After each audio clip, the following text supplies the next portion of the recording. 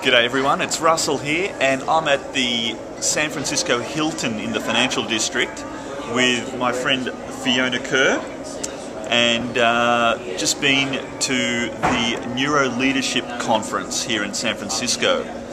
And I wanted to introduce you to Fiona because she does a lot of work in this area. She's someone who is, in my opinion, overqualified with degrees in psychology, anthropology, a doctorate, and what else was there?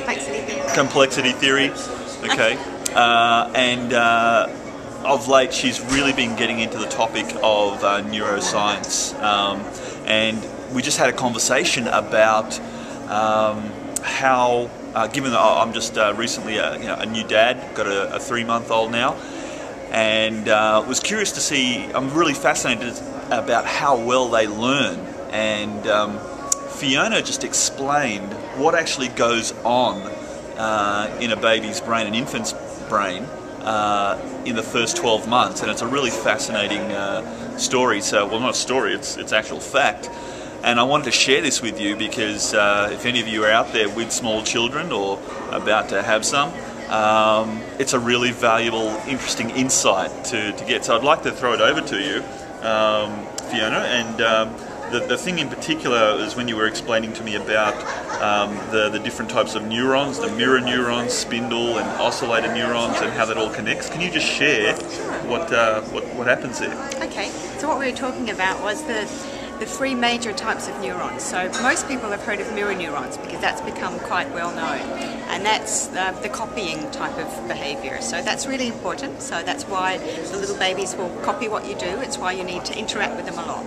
Actually, just can you explain what a neuron is for everyone? Yes, a neuron is a piece of the brain which is an axon with a myelin sheath across it, and the myelin sheath is like the rubber on your tyre, and that's what acts as the conductor for electrical impulses to go along and for neurons to build up and create chunked knowledge in your brain. So it's how we lay down knowledge in maps in our brain.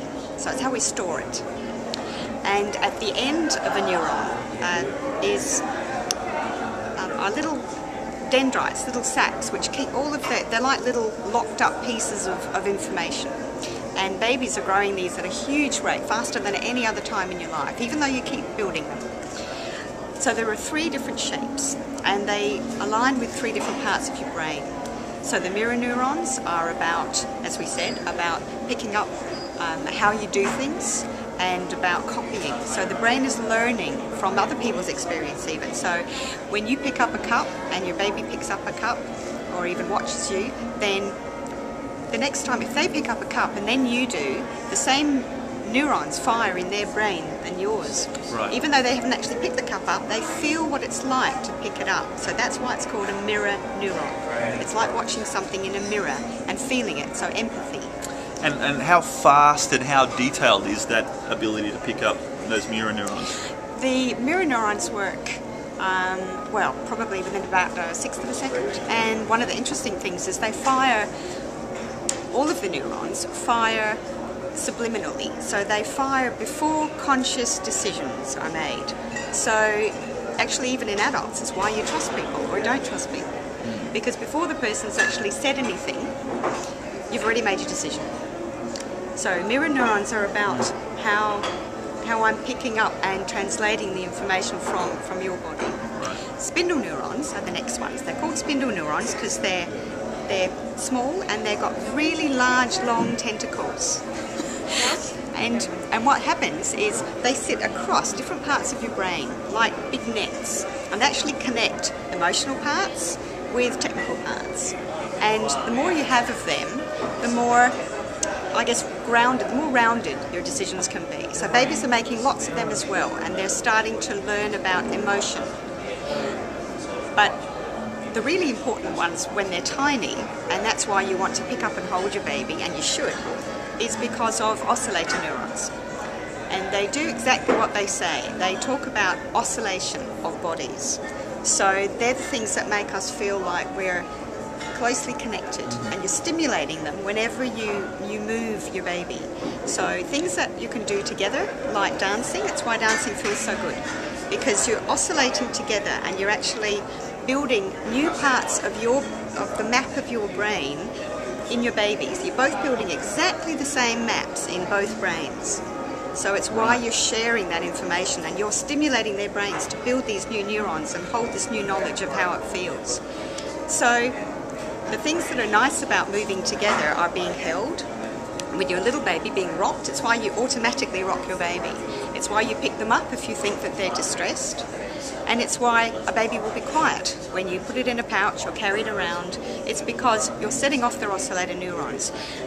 You're also setting off the spindle and mirror neurons so that they're feeling trust, they're feeling empathy, they're feeling care and warmth, and you're connecting up all those parts of their brain, and you're stimulating them and really making them grow. It's why if you leave a baby in a cot and don't ever touch it, like used to happen in some of those orphanages, right. It's why they have such big problems, because they don't grow these areas that connect across into being cared for and into empathy and into emotion. So you get real problems with them being resilient later on. So, right. So that's one of the reasons you really should pick up and cuddle your baby, because you're growing their brain beautifully. You're sculpting it very, very well. So tell me, I'll tell everyone else too, what's the window of opportunity here? Because you explained how there is a time frame of how fast these develop, and the development rate slows down. It slows down. It's growing at a tremendous rate for the first year of the baby. They're like an absolute sponge. It's almost like an exponential curve. So they're, but the other way around. So they're going really, really fast at the beginning, and then they level off. We always keep going. But a baby, the reason a baby sleeps so long is purely and simply because they're laying down neurons. That's what they're doing. And you can only do that sleeping. Oh, it's also why adults should sleep better than we do, because you cannot ever take the information that you learn during the day and actually process it and store it as known chunks of knowledge unless you're in sleep patterns. Right. So babies sleep most of the day because their brains are building and building and building and building, and that's what they're doing. Fantastic. Well, look, thanks so much for that, Fiona.